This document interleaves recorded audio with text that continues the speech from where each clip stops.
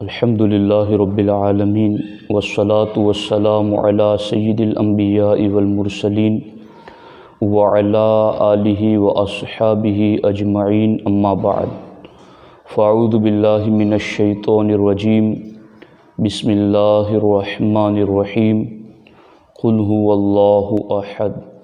صدق اللہ العلی العظیم وصدق رسولہ النبی الکریم الصلاة والسلام علیک یا رسول اللہ الصلاة والسلام علیک یا حبیب اللہ الصلاة والسلام علیک یا نبی اللہ وعلی آلک واصحابک یا نور اللہ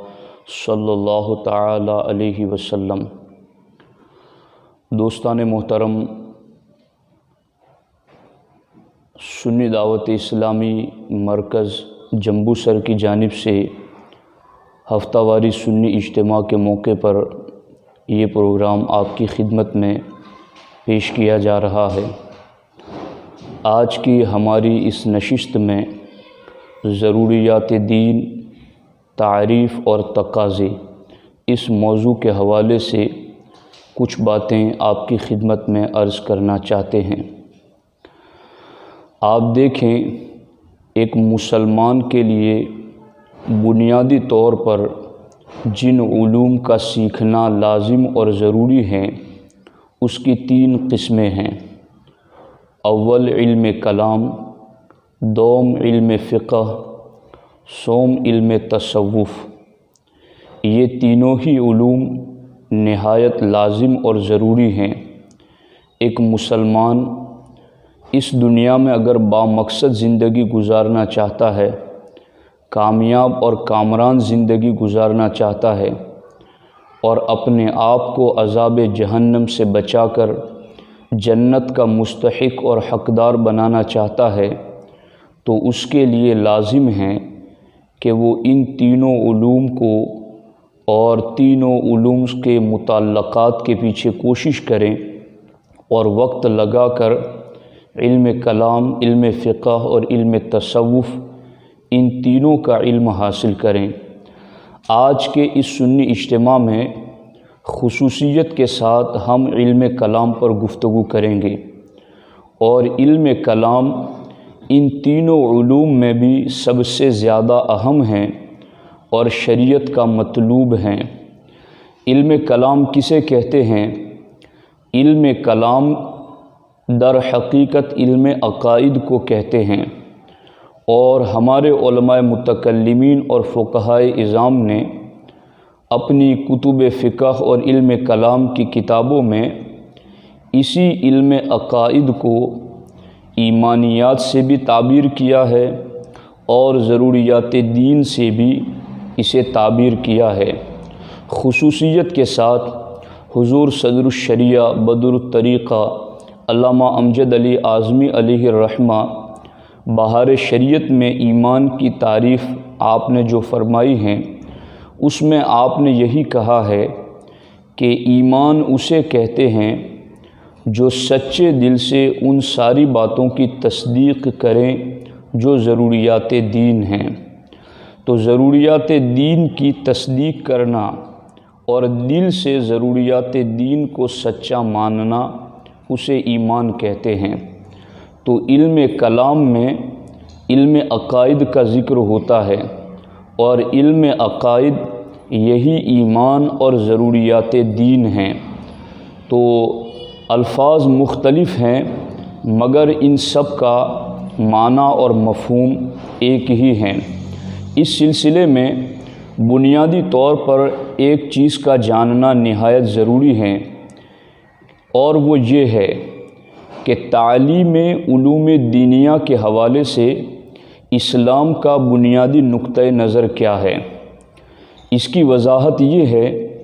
کہ چونکہ علم دین میں بھی، علوم دینیہ میں بھی بعض علوم بعض سے اہم ہیں، اور جو جتنا اہم ہیں اس کا علم حاصل کرنا بھی اتنا ہی اہم ہے۔ اسی لیے ہمارے علماء کرام نے بالخصوص حضور حجت الاسلام حضرت سیدنا امام غزالی رضی اللہ تعالیٰ عنہ اور امام اہل سنت امام احمد رضا محدث بریلوی علیہ الرحمہ نے علوم دینیہ کی تحصیل کے حوالے سے درجہ بندی فرمائی ہیں، یعنی کس علم کو حاصل کرنے کے لیے ہمیں سب سے پہلا کوشش کرنی ہے اور کس علم میں ہمیں کتنا وقت لگانا ہے۔ آپ فرماتے ہیں جو فرائض ہیں ان کا علم حاصل کرنا بھی فرض ہے، جو واجبات ہیں ان کا علم حاصل کرنا بھی واجب ہیں، جو سنتیں ہیں ان کا علم حاصل کرنا بھی سنت ہیں۔ یعنی جن اعمال کو ہم پر فرض قرار دیا گیا ہے تو ان اعمال کا علم حاصل کرنا فرض ہے، جن اعمال کو ہم پر واجب اور سنت قرار دیا گیا ہے ان کا علم حاصل کرنا بھی واجب اور سنت ہیں۔ اب اس لحاظ سے اگر آپ ضروریات دین کو دیکھیں گے تو آپ کو پتہ چلے گا کہ ضروریات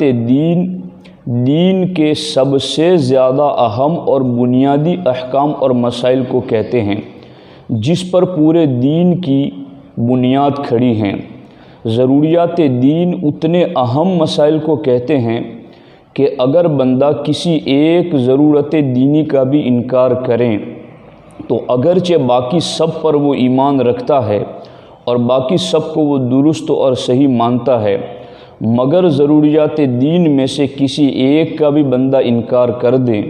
تو وہ بندہ دائرہ اسلام سے خارج ہو جاتا ہے، وہ کافر ہو جاتا ہے، پھر اسلام سے اس کا کوئی رابطہ اور واسطہ نہیں رہتا ہے۔ تو جب فرائض کا علم حاصل کرنا فرض ہے، واجبات کا علم حاصل کرنا واجب ہے، تو پھر ضروریات دین کا علم حاصل کرنا کتنا زیادہ ضروری ہے۔ ہمارے فقہائے کرام ارشاد فرماتے ہیں ضروریات دین کا علم حاصل کرنا ہر عاقل بالغ مسلمان پر فرض عین ہے۔ یعنی آپ اس پر غور فرمائیں کہ ضروریات دین کا علم حاصل کرنا عاقل بالغ مسلمان پر فرض عین ہے، یعنی ایک ہے فرض کفایہ اور ایک ہے فرض عین۔ فرض کفایہ اسے کہتے ہیں کہ کچھ لوگ بھی اگر اس فرض کو ادا کر لیتے ہیں تو باقی سب لوگ اس کی طرف سے بری ذمہ ہو جاتے ہیں۔ مثال کے طور پر اگر شہر میں کوئی ایک شخص پورا عالم دین بن جاتا ہے تو اب پورے شہر والے بری ذمہ ہو گئے، اور اگر شہر میں ایک بندہ بھی عالم دین مکمل نہیں بنا ہے تو پھر وہ پورا شہر فرض کفایہ کے چھوڑنے کے جرم میں مجرم قرار دیا جائے گا۔ اسی طریقے سے اگر کسی مسلمان مومن اور مومنہ کا جنازہ پڑھنے کا مسئلہ، تو یہ بھی فرض کفایہ ہے۔ اگر بعض لوگ پڑھ لیتے ہیں تو یہ سارے لوگوں کی طرف سے ادا ہو گیا، اور اگر کسی نے بھی نہ پڑھا تو پوری بستی والے اس سلسلے میں گنہگار قرار دیے جائیں گے۔ تو پورا عالم دین بننا شہر میں یہ بھی فرض کفایہ ہے، اور چند لوگوں کا جنازہ پڑھ لینا یہ بھی فرض کفایہ ہے، مگر ضروریات دین کا علم حاصل کرنا اس بارے میں یوں نہیں کہا گیا کہ چند لوگ سیکھ لیں یا کوئی ایک عالم سیکھ لیں یا کوئی ایک دو بندہ سیکھ لیں تو سب کی طرف سے ادا ہو جائے گا۔ نہیں، ضروریات دین کے وہ اہم اور بنیادی مسائل اور احکام کو کہتے ہیں جس کا علم حاصل کرنا ہر ایک کے اوپر فرض عین ہے، یعنی اس کے اپنے علم حاصل کرنے سے ہی ادا ہوگا، کسی اور کے ادا کرنے سے اور کسی اور کے سیکھنے سے اس فرضیت کی ادائیگی نہیں ہو سکتی ہے۔ اسی تناظر کے پیش نظر ہم نے اس سنی اجتماع کے ذریعہ ضروریات دین پر گفتگو کرنا ضروری سمجھا، چونکہ آج مصلحین امت میں اکثریت ان لوگوں کو بھی پائی جا رہی ہیں کہ جن کی توجہ اصلاح اعمال کی طرف ہیں، اور وہ بھی ضروری ہیں، مگر ضروریات دین جو کہ دین کی بنیاد ہیں، جن کے انکار پر پورا دین ہی بندے کا ختم ہو جاتا ہے، اس کی طرف بہت کم لوگوں کی توجہ ہیں۔ ہم نے چاہا کہ سنی اجتماع کے ذریعہ ہم اپنی عوام تک ضروریات دین کا علم پہنچائیں، تاکہ کہیں دانستہ یا نادانستہ، جانے انجانے میں وہ کسی ضرورت دینی کا انکار کر کے معاذ اللہ کفر میں مبتلا نہ ہو جائیں۔ تو اب آپ دیکھیں، فرائض کا علم حاصل کرنا فرض ہیں، واجبات کا علم حاصل کرنا واجب ہیں، یوں ہی ضروریات دین کا علم حاصل کرنا ہر عاقل بالغ مسلمان پر فرض عین ہے۔ کسی اور کے کندھے پر اس کی ذمہ داری نہیں رکھی گئی کہ کوئی اور جنازہ پڑھ لے تو ہماری طرف سے بھی ہو گیا، کوئی ایک عالم دین بن گیا تو اب پوری بستی بچ گئی۔ نہیں، ضروریات دین کہتے ہی اس کو ہیں کہ جس کا علم عوام اور خواص سب کو برابر برابر قسم کا ہونا ضروری ہے۔ اس لیے ضروریات دین پر جب گفتگو ہو رہی ہے تو سامعین سے گزارش ہے کہ وہ اس کو اتنی ہی اہمیت دیں، اور ہو سکے تو ہماری اس گفتگو کے بعض اقتباسات کو نقل بھی کریں، انہیں کاپیوں میں لکھیں اور اپنے دوست احباب تک بھی اسے پہنچانے کی کوشش کریں۔ اب ہم ضروریات دین کی تعریف کریں گے کہ ضروریات دین کسے کہتے ہیں۔ تو اس سلسلے میں امام اہل سنت امام احمد رضا محدث بریلوی علیہ الرحمہ ضروریات دین کی تعریف کرتے ہوئے ارشاد فرماتے ہیں کہ ضروریات دین ان کا ثبوت قرآن عظیم یا حدیث متواتر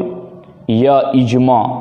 قطعیات الدلالات، واضحۃ الافادات سے ہوتا ہے، جن میں نہ شبے کی گنجائش نہ تعویل کو راہ۔ یعنی اب یہاں پر 3 دلیلیں ہیں، اور ان 3 دلیلوں سے جو مسئلہ اور حکم اخذ ہو کر سامنے آئے گا وہ ضروریات دین بنے گا۔ اور وہ 3 دلیلیں کون سی ہیں؟ قرآن مجید کی وہ آیت جو قطعی الدلالت ہو، یعنی اس کے لفظ کا معنی ایک ہی ہو اور اس سے وہی مستفاد اور اس سے وہی مفہوم اخذ ہوتا ہو جو ایک ہی معنی ہے، اور اس معنی میں کسی قسم کی تعویل کی، کسی قسم کے شبے کی کوئی گنجائش نہ ہو، تو پھر اس قطعی الدلالت واضح الافادہ آیت سے جو مسئلہ ثابت ہوگا اسے ضرورت دینی کہا جائے گا۔ اسی طریقے سے حدیث متواتر اگر قطعی الدلالت ہیں، واضحۃ الافادہ ہیں، تو پھر اس سے بھی جو حکم اور مسئلہ ثابت ہوگا وہ بھی ضروریات دین میں سے ہوگا۔ اسی طرح سے اجماع قطعی اگر اس سے بھی کوئی مسئلہ اور حکم ثابت ہوگا تو وہ بھی ضروریات دین میں سے ہوگا۔ اب ان تینوں سے جو ایک مثال، 2 مثال ہیں، وہ میں آپ کی خدمت میں عرض کرتا ہوں، اور جب قسط واری ہماری گفتگو ہوگی تو انشاءاللہ ایک پر ہم تفصیلی گفتگو آپ کی خدمت میں عرض کرنے کی کوشش کریں گے۔ اس سلسلے میں قرآن مجید کی قطعی الدلالت واضح الافادہ آیت، اس کی کیا مثال ہیں؟ جیسے قل هو اللہ احد، تو لفظ احد یہ قطعی الدلالت ہیں، یعنی احد کی دلالت اللہ کے ایک ہونے پر یہ قطعی ہیں، اور اس ایک کے ایک ہونے میں کسی قسم کی تعویل اور کسی قسم کے شبے کی کوئی گنجائش نہیں ہے۔ اس لیے اللہ کو ایک ماننا اور اللہ کی توحید یہ ضروریات دین میں سے ہیں۔ اسی طریقے سے ما کان محمد ابا احد من رجالکم ولکن رسول اللہ و خاتم النبیین، اس آیت مبارکہ میں خاتم النبیین کا لفظ یہ قطعی الدلالت واضح الافادہ ہے۔ اللہ کے رسول صلی اللہ تعالیٰ علیہ وسلم آخری نبی ہیں۔ حضور علیہ الصلاۃ والسلام کے بعد اب کوئی نیا نبی پیدا نہیں ہو سکتا ہے، اب صبح قیامت تک اور اس کے بعد تنہا حضور علیہ الصلاۃ والسلام کی ختم نبوت کا سکہ چلے گا۔ تو یہ آیت حضور علیہ الصلاۃ والسلام کے آخری نبی ہونے کے سلسلے میں قطعی الدلالت واضح الافادہ ہے۔ اس لیے حضور علیہ الصلاۃ والسلام کا آخری نبی ہونا یہ ضروریات دین میں سے ہیں۔ حضور علیہ الصلاۃ والسلام کی ختم نبوت کا اگر کوئی انکار کرتا ہے یا اس کی کوئی غلط تشریح کرتا ہے، چونکہ اس کا معنی اور مفہوم جو آخری نبی ہے یہ بھی اجماع قطعی سے ثابت ہے۔ اب اگر کوئی اس کے معنی میں بھی کوئی چینجنگ کرتا ہے، جیسا کہ قاسم نانوتوی نے اس کے معنی میں تبدیلی پیدا کرنے کی کوشش کی، اور تحذیر الناس میں انہوں نے لکھا کہ یہاں خاتم النبیین سے مراد بالذات نبی ہونا، اس لیے بالعرض کوئی نبی آ سکتا ہے۔ اور خود انہوں نے کتاب میں لکھا کہ اگرچہ یہ معنی اگلوں کی سمجھ میں نہیں آیا، مگر کبھی کبھی نادان بچہ بھی تیر نشانے پر لگا دیتا ہے۔ اور یوں انہوں نے اس بات کو بھی تسلیم کیا کہ میں نے یہ جو مطلب بتایا ہے وہ اگلی صدیوں میں کسی نے نہیں بتایا ہے۔ تو یہ ایک اجماع قطعی مفہوم کا انکار بھی ہوا، اور ایک ضروریات دین میں سے ضرورت دینی کا بھی انکار ہوا۔ اب اسے اگر کوئی نارمل سمجھے تو پھر سمجھ لیں کہ ضروریات دین کے انکار پر کیا حکم وارد ہوتا ہے۔ تو خیر، سر دست ابھی مجھے اس پر گفتگو کرنی ہے کہ قرآن مجید کی آیت قطعی الدلالت واضح الافادہ جس میں کسی تعویل اور کسی شک شبے کی گنجائش نہ ہو، اس سے جو حکم اور مسئلہ ثابت ہوگا وہ ضروریات دین میں سے ہوگا۔ اس لیے قل هو اللہ احد کی روشنی میں اللہ کا ایک ہونا ضروریات دین میں سے ہیں، و خاتم النبیین کی روشنی میں حضور علیہ الصلاۃ والسلام کا آخری نبی ہونا یہ بھی ضروریات دین میں سے ہیں۔ دوسری دلیل ہے حدیث متواتر قطعی الدلالت واضح الافادہ،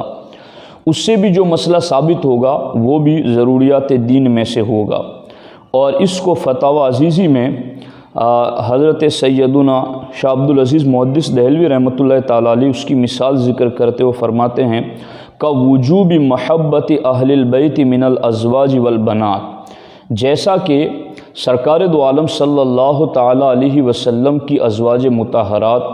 اور آپ کی اولاد امجاد یہ اہل بیت ہیں، اور ان سے محبت کرنا جو فرض ہیں وہ بھی ضروریات دین میں سے ہیں۔ اسی طریقے سے آگے اجماع قطعی سے جو مسئلہ ثابت ہوگا وہ بھی ضروریات دین میں سے ہوگا۔ شاہ عبدالعزیز محدث دہلوی رحمۃ اللہ تعالیٰ علیہ فتاوی عزیزی میں فرماتے ہیں کہ خلافت صدیق والفاروق، جیسا کہ حضرت سیدنا ابو بکر صدیق رضی اللہ تعالیٰ عنہ کی خلافت اور حضرت سیدنا عمر فاروق اعظم رضی اللہ تعالیٰ عنہ کی خلافت یہ بھی اجماع قطعی سے ثابت ہیں، اور یہ بھی ضروریات دین میں سے ہیں۔ اسی لیے بہار شریعت میں باب العقائد میں مختلف مقامات پر یہ بات لکھی گئی ہیں کہ اگر کوئی حضرات شیخین کی خلافت کا انکار کرتا ہے تو فقہائے کرام کے نزدیک یہ بھی کفر ہے، چونکہ یہ ضروریات دین میں سے ہیں۔ صحابہ کرام کا اجماع یہ قطعی اجماع ہے، اور یہ وہ صحابہ کرام ہیں، قرآن کہتا وَيُزَكِّيهِمْ، ہمارے نبی نے قرآن کی آیتیں پڑھ کر ان کے باطن کو صاف کر دیا ہے۔ تو اگر وہ سارے کے سارے کسی ایک چیز پر اتفاق کر لیں اور اجماع کر لیں تو اس اجماع قطعی سے جو مسئلہ ثابت ہوگا وہ بھی ضروریات دین میں سے ہوگا۔ اب یہاں ٹھہر کر میں اپنے سامعین کی خدمت میں ایک خاص بات عرض کرنا چاہتا ہوں۔ آج کل بہت سارے ایسے کلمہ گو بھی پائے جا رہے ہیں جیسا کہ وہابی، غیر مقلدین وغیرہ، وہ ہمیں یہ کہتے ہیں کہ ہمیں کسی امام کی پیروی کرنے کی کیا ضرورت ہے، ہمارے پاس قرآن ہے، ترجمے ہیں، ہمارے پاس احادیث ہیں، اس کے ترجمے ہیں، ہم ترجموں سے خود ہی اس چیز کو سمجھ سکتے ہیں کہ ہمیں اللہ کیا حکم دے رہا ہے۔ اور پھر ہم نے اپنے علاقے میں دیکھا کہ ترجمے بھی وہ گجراتی زبان میں لے کر گھوم رہے ہیں، اور پھر اسی سے وہ قرآن اور حدیث کا مفہوم سمجھنے کی کوشش کرتے ہیں۔ میں یہ سمجھتا ہوں اس گفتگو کو آج سننے کے بعد اگر کوئی کسی غیر مقلد سے یہ پوچھ لیں کہ قطعی الدلالت کسے کہتے ہیں، واضح الافادہ کسے کہتے ہیں، تعویل کا راہ نہ ہونا یہ کسے کہتے ہیں، ظنی الدلالت کسے کہتے ہیں، اور ظنی الدلالت سے جو مسئلہ ثابت ہوگا وہ کون سا مسئلہ ثابت ہوگا، اور پھر اس کے انکار پر کیا حکم ہوگا، قطعی الدلالت سے جو مسئلہ ثابت ہوگا وہ کس درجے کا ہوگا، اور پھر اس کے انکار کا کیا حکم ہوگا، اگر آپ یہ پوچھیں گے تو انہیں اس وقت احساس ہو جائے گا کہ محض ترجمے سے کام نہیں چلتا ہے۔ یہ شرف امت کے ان افراد کو ملا ہے جنہوں نے اپنے گلے میں تقلید کا قلادہ ڈال رکھا ہے، جن کے سروں پر ائمہ کرام کے کا سایہ عاطفت جلوگر ہیں، جن کے دائیں بائیں آگے پیچھے ائمہ کرام کی رہنمائی کے حصار ہیں جو آج انہیں گمراہ نہیں ہونے دیتے۔ تو یہ ہیں قرآن مجید، حدیث متواتر اور اجماع قطعی کے ذریعہ ثابت ہونے والے مسائل اور احکام کا ضروریات دین ہونا۔ اس سلسلے میں حضور شارح بخاری مفتی شریف الحق امجدی علیہ الرحمہ نے ضروریات دین کی تعریف کے حوالے سے جو نزہۃ القاری شریف میں بات لکھی ہیں وہ میں آپ کی خدمت میں عرض کرتا ہوں۔ حضور شارح بخاری فرماتے ہیں ضروریات دین سے مراد وہ دینی باتیں ہیں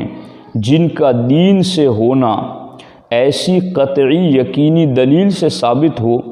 جس میں ذرہ برابر شبہ نہ ہو، اور ان کا دینی بات ہونا ہر خاص و عام کو معلوم ہو۔ خواص سے مراد علماء ہیں اور عوام سے مراد وہ لوگ ہیں جو عالم نہیں مگر علماء کی صحبت میں رہتے ہوں۔ یعنی یہاں پر ضروریات دین کے حوالے سے ایک چیز کا اضافہ حضور شارح بخاری نے بھی کیا ہے، اور اسی چیز کا اضافہ حضور صدر الشریعہ نے بہار شریعت میں بھی لکھا ہے، اور نزہۃ القاری شریف اور بہار شریعت ان دونوں کا ماخذ بھی ہمارے فقہائے کرام کی بنیادی کتابیں ہیں۔ یعنی ضروریات دینی وہ دینی احکام ہیں جو قطعی الدلالت یقینی دلیل سے بھی ثابت ہوں، اور پھر عوام اور خواص کو ان کا علم بھی ہوں۔ اب اس تعریف کے ضمن و ذیل میں حضور شارح بخاری علیہ الرحمٰن نے دو چیزیں ذکر فرمائی ہیں کہ اس بنا پر وہ دینی باتیں جن کا دینی بات ہونا سب کو معلوم ہو مگر ان کا ثبوت قطعی نہ ہو تو وہ ضروریات دین سے نہیں۔ مثلا عذاب قبر اور اعمال کا وزن، یوں ہی وہ باتیں جن کا ثبوت قطعی ہو مگر ان کا دین سے ہونا عوام و خواص سب کو معلوم نہیں تو وہ بھی ضروریات دین سے نہیں۔ جیسے صلبی بیٹی کے ساتھ اگر پوتی ہو تو پوتی کو چھٹا حصہ ملے گا، تو یہ اگرچہ قطعی ہیں مگر عوام اور خواص کو معلوم نہیں، اس لیے یہ ضروریات دین میں سے نہیں۔ لیکن اگر کوئی اس کا انکار کرتا ہے اور اس کا قطعی ثبوت ہونا اس کو معلوم ہے تو پھر اس کا منکر بھی دائرہ اسلام سے خارج ہے۔ تو یہ ہوئی آج کی یہ مختصر گفتگو جس میں ضروریات دین کے حوالے سے میں نے چند باتیں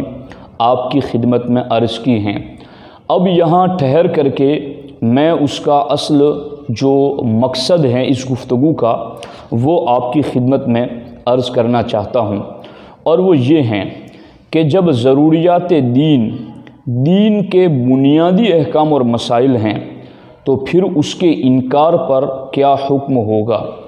چونکہ آج بہت سارے فرقے پائے جا رہے ہیں جو ضروریات دین کا انکار کرتے ہیں۔ مثال کے طور پر اللہ رب العزت کے بارے میں یہ کہنا کہ اللہ رب العزت جھوٹ بول سکتا ہے، اسی طریقے سے حضور علیہ الصلاۃ والسلام کی ختم نبوت کا انکار کرنا، اسی طریقے سے حضور علیہ الصلاۃ والسلام کے علم غیب کا مطلقاً انکار کرنا۔ کلی کا انکار یہ جدا مسئلہ ہے، لیکن مطلقاً علم غیب کا انکار کرنا اور اسی طریقے سے حضور علیہ الصلوۃ والسلام کی توہین کرنا، تو یہ ساری چیزیں کوئی معمولی مسئلے نہیں ہیں، بلکہ یہ سارے احکام ضروریات دین میں سے ہیں۔ اور ان ضروریات دین کا معاملہ یہ ہے کہ اگر مثال کے طور پر 100 ضروریات دین کے احکام اور مسائل ہوں اور ان 100 میں سے اگر کوئی 99 مسائل ضروریات دین کو مانتا ہے مگر صرف ایک کا انکار کرتا ہے، تو ایسا بندہ بھی دائرہ اسلام سے خارج ہیں، کافر ہیں، اس کا اسلام سے کوئی رابطہ اور واسطہ نہیں ہے۔ جب یہ بات ہم قوم کو سمجھانے کے لیے چلتے ہیں تو لوگ ہمیں الٹا مجرم سمجھتے ہوئے کہتے ہیں کہ اس میں کیا بڑی بات ہے، نماز پڑھتے ہیں، روزہ رکھتے ہیں، داڑھی رکھتے ہیں، اسلامی لباس پہنتے ہیں اور پھر بھی تم انہیں اسلام سے خارج سمجھتے ہو۔ تو ساتھیو، یہ کوئی معمولی مسئلے نہیں ہیں، یہ کوئی ایسا مسئلہ نہیں ہے کھانے پینے کا اور روٹی بوٹی کا کہ جس میں اتنی لمبی بات کہہ دی جائے، بلکہ یہ ضروریات دین کا معاملہ ہے۔ ان میں سے ایک کا انکار بھی بندے کو دائرہ اسلام سے خارج کر دیتا ہے، اور میں اس کی ایک مثال آپ کی خدمت میں عرض کرنا چاہتا ہوں، اور وہ بھی سیدنا ابو بکر صدیق رضی اللہ تعالی عنہ کی زندگی سے۔ آپ دیکھیں، سیدنا ابو بکر صدیق رضی اللہ تعالی عنہ کے خلافت کے وقت میں حضرت سیدنا ابو بکر صدیق رضی اللہ تعالیٰ عنہ جب خلیفہ بنائے گئے اور سرکار دو عالم صلی اللہ تعالیٰ علیہ وسلم نے ظاہری طور پر اس دنیا سے وصال فرمایا، اس وقت کچھ قبیلے ایسے تھے جنہوں نے زکوٰۃ دینے سے انکار کر دیا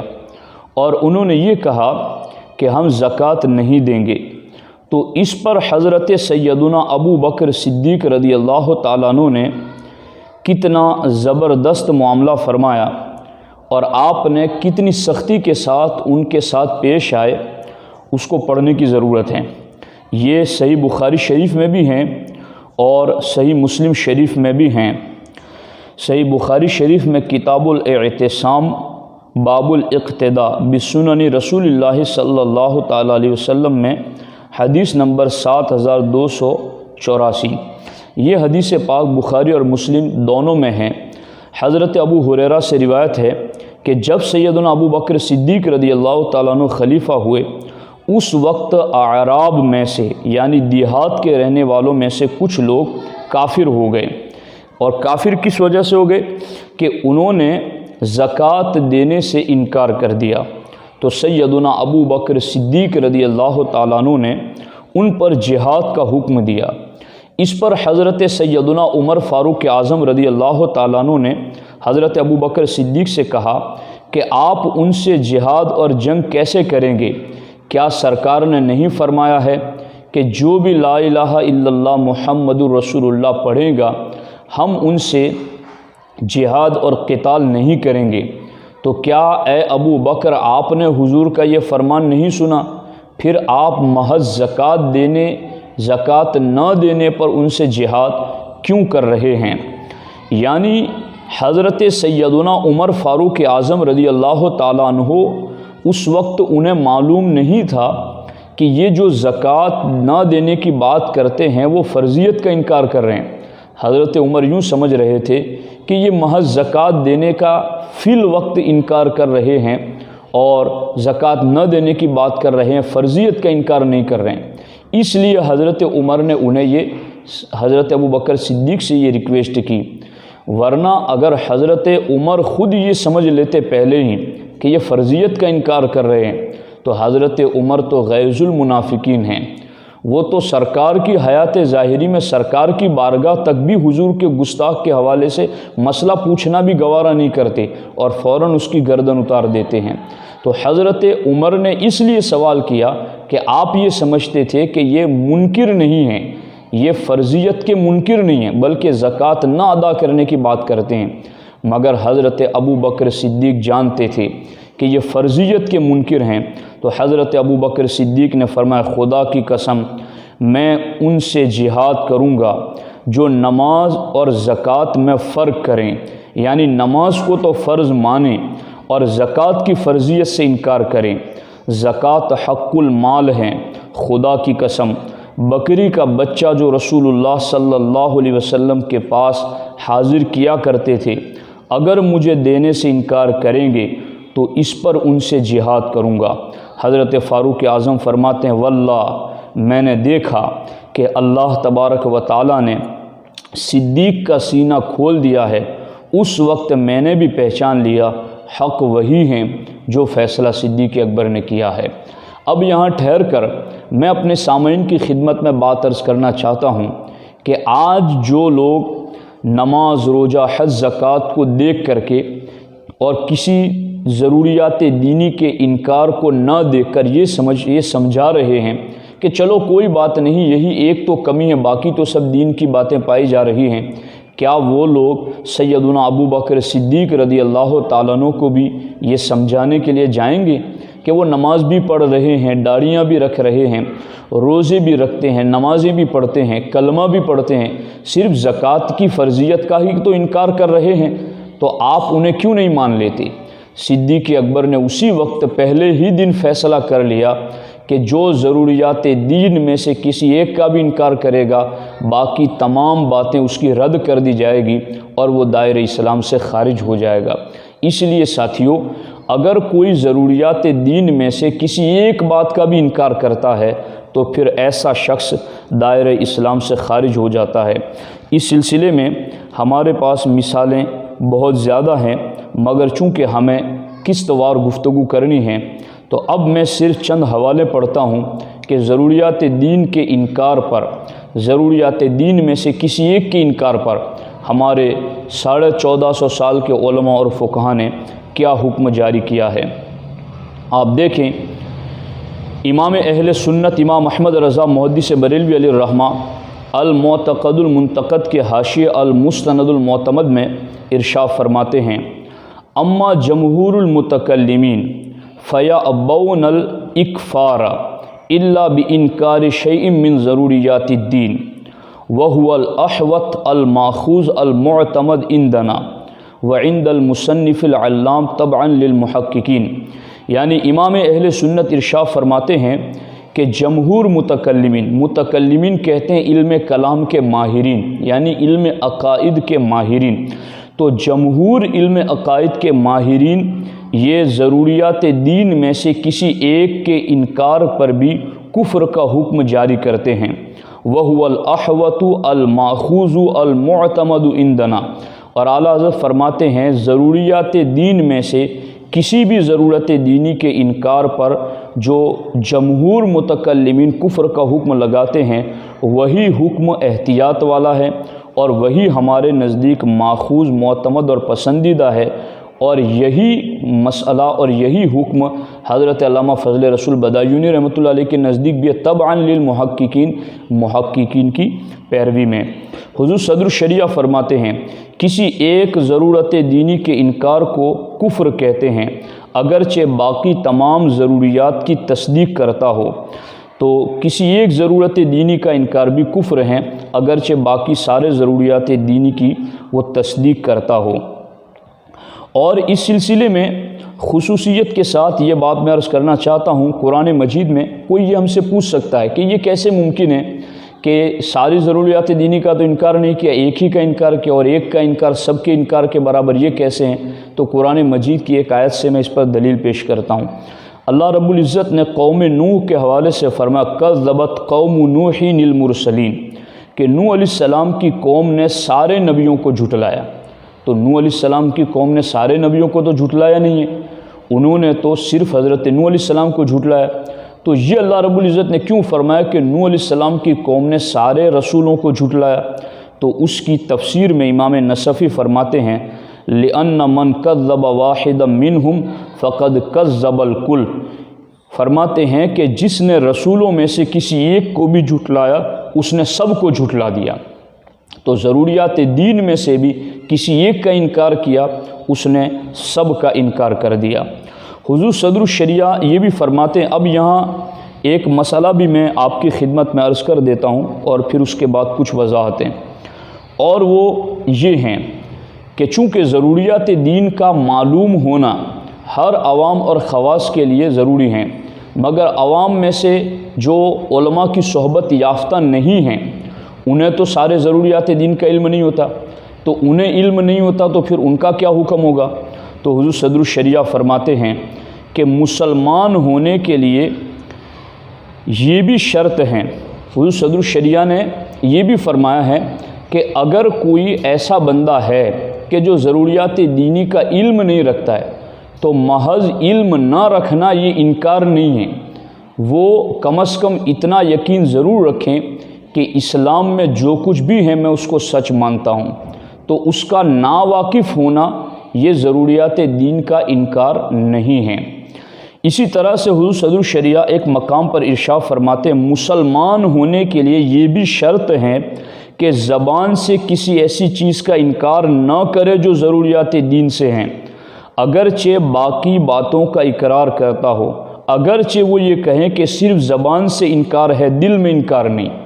یعنی اگر زبان سے کسی نے انکار کر دیا کسی ایک ضرورت دینی کا اور پھر کہا وہ میں نے محض زبان سے انکار کیا دل سے انکار نہیں کیا، حضور صدر الشریعہ فرماتے اس پر بھی وہ دائرہ اسلام سے خارج ہو جائے گا۔ اب جو اگلا مسئلہ ہے وہ خاص ہے اور اس پر میں آپ کی توجہ چاہتا ہوں۔ ضروریات دینی میں سے کسی ایک کا انکار بندے کو کافر بنا دیتا ہے، لیکن اب وہ شخص جو ضروریات دینی کا منکر ہیں اس کے کفر میں بھی اگر کوئی شک کرے تو بھی بندہ کافر ہو جائے گا۔ یعنی ایک تو ہے کہ جس نے ضروریات دین کا انکار کیا وہ کافر ہو گیا، اب جس نے انکار کیا اس کے کفر میں اگر کوئی شک کریں تو وہ بندہ بھی دائرہ اسلام سے خارج ہے۔ اس کو آپ دیکھیں قاضی ایاز رحمۃ اللہ تعالی علیہ شفا شریف میں ارشاد فرماتے ہیں الاجماع علی کفر من لم یکفر احدا من النصارى والیہود وکل من فارق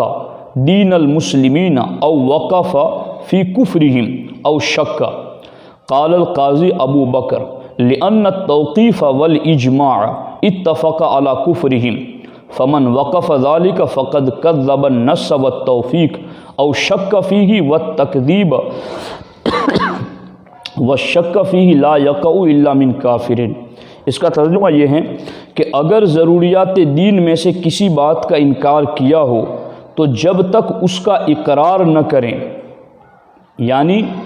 ضروریات دین میں سے اگر کسی بندے نے کسی ضرورت دینی کا انکار کیا یا اس میں شک کیا تو وہ بندہ تو کافر ہو گیا، لیکن اب جو اس ضرورت دینی کے منکر کو بھی مسلمان سمجھے تو وہ بھی بندہ دائرہ اسلام سے خارج ہے۔ یہ خاص بات ہے جس پر توجہ دینے کی ضرورت ہے۔ ایک مسئلہ یہاں پر آخر میں عرض کر کے گفتگو ختم کرتا ہوں۔ حضور صدر الشریعہ بار شریعت میں ارشاد فرماتے ہیں اگر ضروریات دین میں سے کسی بات کا انکار کیا ہو تو جب تک اس کا اقرار نہ کرے جس سے انکار کیا ہے، محض کلمہ شہادت پڑھنے پر اس کے اسلام کا حکم نہ دیا جائے گا، کیونکہ کلمہ شہادت کا اس نے بظاہر انکار نہیں کیا تھا۔ مثلا نماز یا روزہ کی فرضیت کا انکار کریں یا شراب اور سور کی حرمت نہ مانیں تو اس کے اسلام کے لیے یہ شرط ہے کہ جب تک خاص اس امر کا اقرار نہ کریں اس کا اسلام قبول نہیں۔ یا اللہ تعالیٰ اور سرکار دو عالم صلی اللہ علیہ وسلم کی شان میں گستاخی کرنے سے بھی بندہ کافر ہوا تو جب تک اس سے توبہ نہ کرے مسلمان نہیں ہو سکتا۔ یعنی اس کا مطلب یہ ہے کہ ضروریات دین میں سے کسی بات کا اگر کسی نے انکار کیا، یعنی یوں سمجھو کہ کسی نے حضور علیہ السلام کی ختم نبوت کا انکار کیا، اب اس کو سمجھایا گیا یا لوگوں نے اس پر دباؤ ڈالا، اب وہ کہتا ہے کہ چلو میں پھر سے کلمہ پڑھ لیتا ہوں، تو پھر سے کلمہ پڑھ لینے سے وہ مسلمان نہیں ہو جائے گا،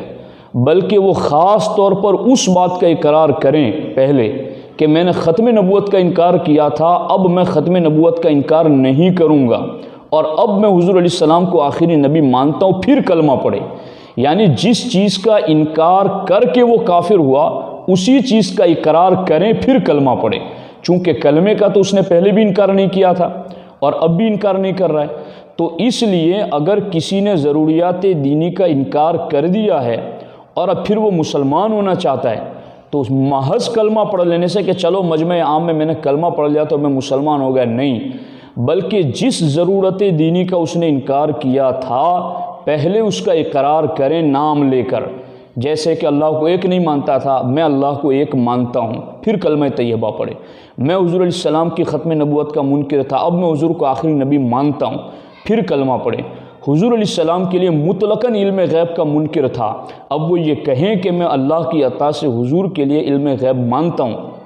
پھر کلمہ پڑھیں۔ محض کلمہ پڑھنے سے بھی اس کا اسلام میں کوئی داخلہ شمار نہیں ہو سکتا جب تک کہ ضروریات دینی کے انکار پر اس کا اقرار نہ لے لیا جائے۔ تو یہ ہیں آج کی ہماری اس نشست کی مختصر گفتگو، جس کا خلاصہ میں نے آپ کی خدمت میں عرض کیا ہے۔ انشاءاللہ آئندہ نشست میں ہم اس پر اگلی گفتگو آپ کی خدمت میں عرض کریں گے۔ السلام علیکم ورحمۃ اللہ وبرکاتہ۔